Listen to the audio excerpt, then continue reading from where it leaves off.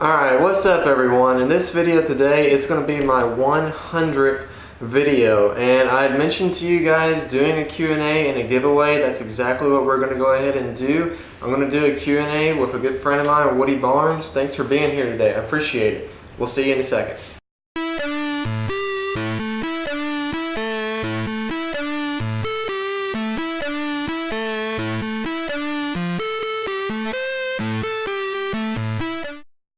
You got a lot of edit time here. Do all this, a lot of editing that you can do. Probably a little bit. I can assure you. You're not going to need it. Oh Lord. What have you got me into? Next level.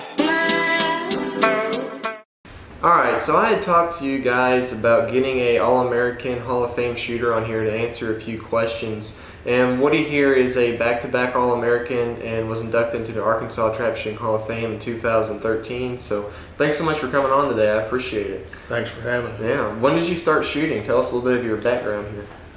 Oh, back in 1979, I started shooting in a small club in Tahlequah, Oklahoma. And it was a kind of a brush track type shoot, but a lot of people came to that shoot. So I've been shooting that long. Yeah, that's pretty cool. What equipment? What type of equipment do you like? Well, I presently shoot a Caesar Guerini Summit. It's a high rib trap gun. It has a precision fit stock on it, which I really like. And I shoot mostly Federal products, and I like those. Now I do like the AA shells. They have a rebate on them right now, so it makes it a little cheaper. Yep. Yeah, those rebates are nice. Federal and Winchester both make a really good product. So let's go ahead and jump right on into your questions here. We're going to answer them, both of us are. So the first one is a group of questions from Sharp Thing. Thank y'all so much for the questions. I appreciate it. Let's go ahead and jump in here. So the first question is, if you could go back in time when you first started shooting trap and give yourself one suggestion, what would it be? So that's a really good question. Looking back on it, one thing I wish I would have done more is to take note of what I was doing well and also what I could have done a little bit better. So whenever I had a good score, to really focus in on, okay, what did I do well that time? And maybe whenever I had a little bit of a relapse, to say, okay, what caused that, so I can avoid those mistakes in the shooter and in the future. What all you got there? Well, I think one of the most important things is gun fit. Without that, you really don't know where your gun is shooting. It's uncomfortable if you're trying to adapt to the gun, the stock, and what have you. It makes it real awkward to know exactly where your gun is shooting. You can't keep your head in the right spot. Your gun doesn't come up to your position that you need to on your cheek. That's what I would do, is get the gun fitted correctly to you, and it needs to be fitted by a qualified fitter. Mm-hmm. Yep, a guy like this right here. Anyway. All right, so the second one, are you going to be attending the Iowa State shoot this year? So the Iowa State shoot's already over. You didn't go, did you? No. Yeah, I didn't get to make it this year, but hope you had a good tournament. Third question, do you think that recording yourself shooting is something to make you better? A few people have told me that filming yourself makes it easier to diagnose mistakes, so definitely. So back before I even started a YouTube channel, I would have my dad film myself, and I'd go back and watch some of the film and really pick up on a few of the mistakes. As far as a YouTube channel, yeah, actually filming myself from time to time has made me better, but also talking about the fundamentals of the sport and what you need to do to be a really good shooter has helped me kind of cement those aspects and learn to think about them more whenever I'm shooting. You got anything to add on that, videoing? Recording yourself is a good thing. It'll expose some things that you're doing wrong. Mm-hmm. I had talked to a man one time about that very subject, and he said it's amazing how much, when the gun goes off, how much movement that there is on your cheek, and sometimes knock yourself off the stock if you're not locked in. Mm-hmm. Yep. And then, are you a member of any shooting forums? You're a member of Trap Shooters, right? Trapshooters.com. Yep. A lot of good information on there. that's about what I want to say about that. Yeah, and I'm not actually a member of shooting forums. I do get on Trap Shooters sometimes to research a topic. It's definitely a good way to learn, I think. Just make sure that you're thinking about the advice that's on there whenever you're filtering through it, because there is a lot of good content on there for sure. A lot of shooters that have been shooting for a long time post on there. And then your last question, how do you feel about porting on a shotgun barrel? My new Browning is ported and it's hard to clean. Thanks for all the great videos. So yeah, porting does make it hard to clean. They actually make porting brushes. I have porting back whenever I have my Perazzi. If it's done by the right person, it can be a benefit. But personally, I don't see where it really helped me any, because now I feel like I shoot better with the Krieghoff. I just have the chokes on there than I ever did with the Perazzi with the porting. That may have been more because of gun fit. And overall, it is going to be hard to clean, like you're saying, even if you have a porting brush. So personally, it's not something that I'm going to go with. I just like using the chokes. But I guess if it's your thing and you get it done by the right person, then it can be a good thing to have done. What do you think there? I'm not real fond of porting. Yeah. That's about all I can say. Yeah, it's a pain to clean sometimes. Yeah. Yeah. All right, so thanks for the questions. Let's move on to the next person here. Robert Smith. What is your fondest trap shooting memory? So this is a good one, because I think that you remember a lot of times shooting out the clubs with guys like Woody and my family. Whenever I broke my first 100 straight, my dad was actually on the field with me, which was cool. In terms of like a trophy or an actual score that I broke, I would say it's the 2016 Southwest Zone, whenever I won the local club HAA and tied for second in the whole zone. So that was really a cool experience. It was not just because of winning, but because I learned a lot from that in terms of how to break a better score and be a little bit more consistent. How about you? I know you broke 10,000 really good scores. I broke a few. I guess you need to break this down into kind of two sections. I have my fondest memories, I guess, is when my son broke his first 100s in singles and doubles. And I was on the squad with him at that time. Yeah, so that was your son was actually the first junior to ever break 100 doubles in Arkansas, right? Yes, Jared Barnes. That's pretty cool there. Yeah. Yes, and I was there when he accomplished both of them on the squad. So as a father and a family member like that, it's a fond memory. Of course, the other one was when I broke my 100 straight from the 27-yard line. That was a great thing for me. Yep, that's a special moment for sure. All right, so next one is by Robert Deshek. What's your thoughts on expensive gun versus something like a Remington 870 TB? I'm currently shooting the Remington 870, but I'm really interested in upgrading to the Browning Satori 725 trap. Do you have any experience with that gun? So I know that we both have known people that have the 725. It's a great gun. It's a step up from the 870. I've seen guys break really good scores with an 870 done. I've seen guys break 99 out of 100 in doubles. You're going to get a big upgrade in terms of the durability of the product whenever you go up to the 725, and also some of the features, like the higher rib and all that. A little bit more adjustable gun. I really like it. What's your thoughts there? Expensive guns are nice. The 870 that you were talking about is a good gun also. It's more basic. Of course, the various upgrades and accessories that you get with the nicer guns is what makes them cost more. And sometimes they're pretty high quality too. I know several people that have the 725s, Brownings, and they're very pleased with them. They're almost bulletproof in a lot of ways because of the engineering that they have.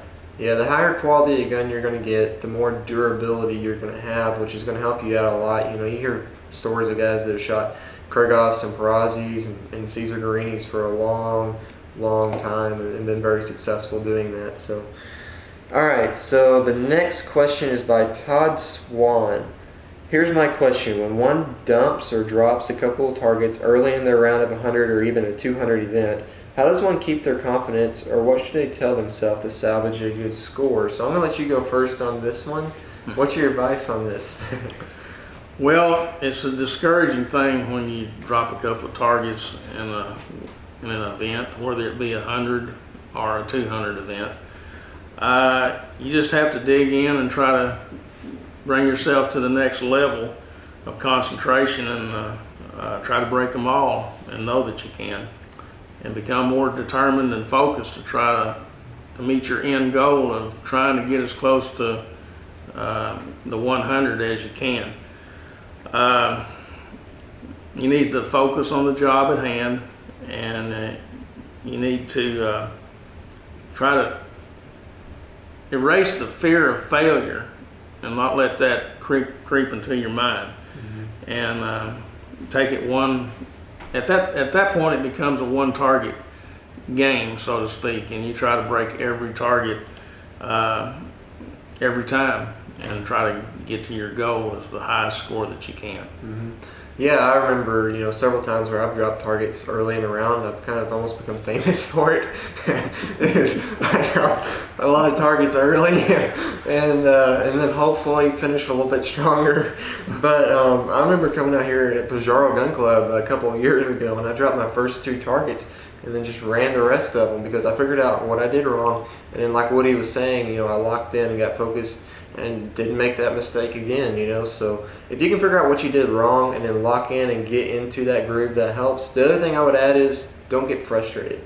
We're all going to miss. It doesn't matter how much you practice or how good you are, you're going to miss eventually in one of the 3 disciplines over the course of your life. Maybe you could have a perfect tournament or a perfect day or something like that, but eventually you're going to make a mistake, and which it's going to help you learn, it's going to help you grow. So try to learn from it and become a better shooter because of it, and get locked in and break the next one. Make that next one hang out there for 5 or 10 seconds because the smoke cloud's so big. So the next question is regarding options by 2RB Farm. Congrats on the 100th video. I'm interested in learning about the different options available at shoots. Which options to do and which options to stay away from. I've listed a few below, and I'm sure there are others.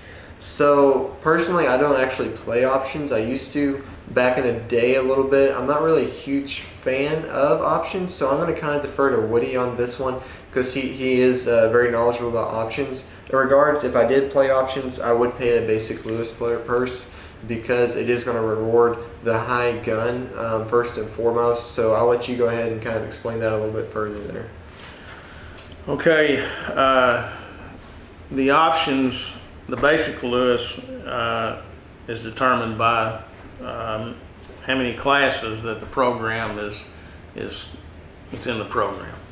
There could be 3 or 4 classes, and it usually pays 60-40, top 2 high scores in each class.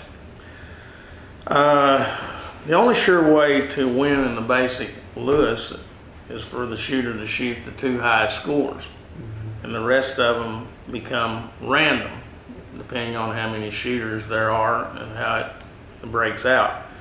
So always remember that if you think that you can't shoot somewhere around 100 or 98 or 99, excuse me, that would be the 2 highest scores in the singles event, or any other event for that matter that you're playing this particular option. Then you're at the luck of the draw after that, so to speak. Yeah, that brings up a good point too, is if you are a newer shooter, like he's saying, maybe you're better off to spend the money in shells to go practice instead of spending the money whenever maybe you're not for sure you can break a good score. Then whenever you get to where you can break a good score consistently, go ahead and play the options if that's what you want to do. But maybe you're better off saving your money if you're somebody that's new to the game and investing it in a different area like practice shells or something like that too. So it's all a gamble. Yep. If you're not that first high score, it's honestly a little bit of a gamble because it is a random drawing basically. So you got anything else to add there? No, not really. I don't guess. Yep. All right, so the next question. Hey Jared, I would like to get your opinion on chokes, 16-yard handicap doubles. I'm a huge fan of light modified, but I feel I'm still losing 1 to 2 targets in 100.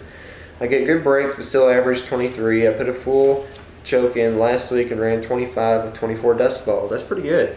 What's your thoughts? Great channel. So thank you for the question. My thought is that if you put the full in and you go out there and you hang 24 smoke balls out of 25, that's pretty good. I might start to lean towards that. I need to pick up your full choke so I can learn how to do that. Tell me where you got that thing at. But it maybe if you went out there and then you didn't. Next time you didn't do so good, you might want to reevaluate, maybe going to an improved modified, something that's kind of in between the two. Light modified, I know we're on the same page here. It's a little bit light for the 16-yard line in most cases. Now, if you're shooting it for the first target in doubles, that's a completely different story. I'm fine with it for that first target in doubles. Personally, I would like to see people shooting a modified, light improved modified, or an improved modified, typically from the 16-yard line. But you gotta understand all the types of chokes are different. I've taken 2 Krieghoff chokes out there and gotten 2 completely different patterns, 2 full chokes. So pattern your chokes that you have, see which one you like, experiment with it a little bit, see which one hangs the most smoke whenever you're up there shooting. What all you got there?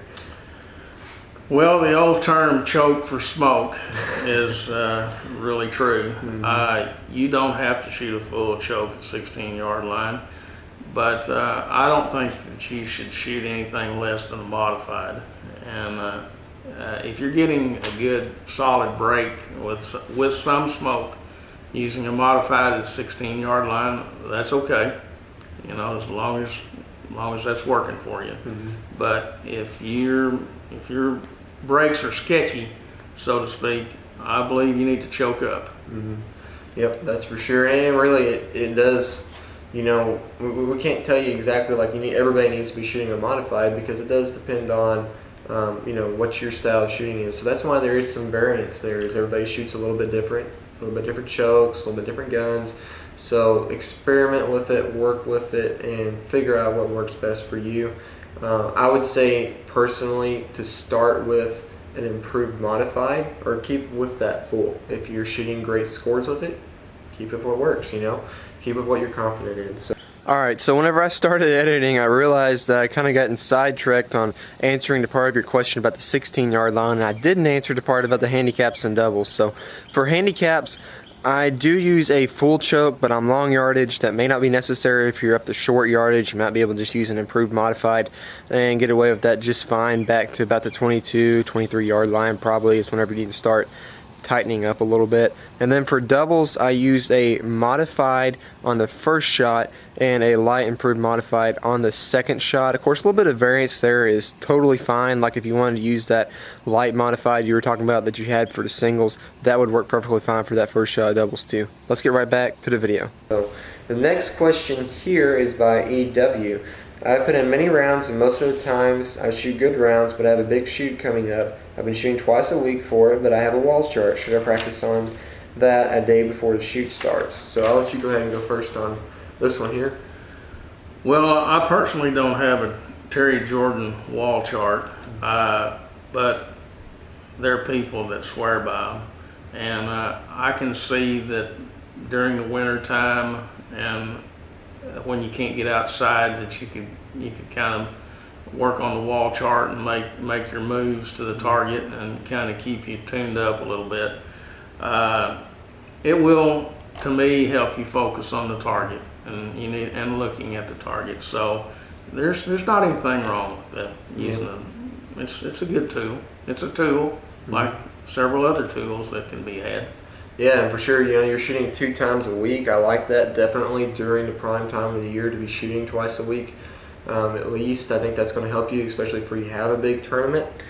In terms of the wall chart, I don't personally have one, but like he said, it is going to help your eyes focus. And this is a very visual sport. I mean, let's just be honest. Visual is really probably 80 to 90% of the sport. If you're not seeing the target good, then chances of you breaking it goes down exponentially. So if you are able to increase your ability to be confident with that wall chart, then go ahead and go for it. If you're right before a big shoot, the one caution I would have is, don't go mount like 500 times. You don't want to wear your body out.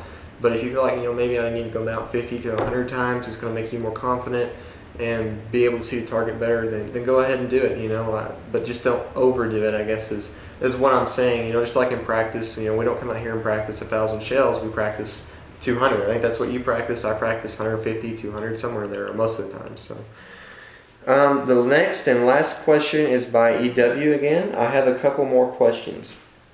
And so I'm going to kind of get to these one at a time here. At a 100 or 200 bird event, what is a good way to just get into that zone before the event? So I think this is going to vary depending on your personality, your experience level, very much. For me, what I like to do is I'll go to the practice trap if that's available. Usually it is. If it is available, I try to go to it every single time that I can.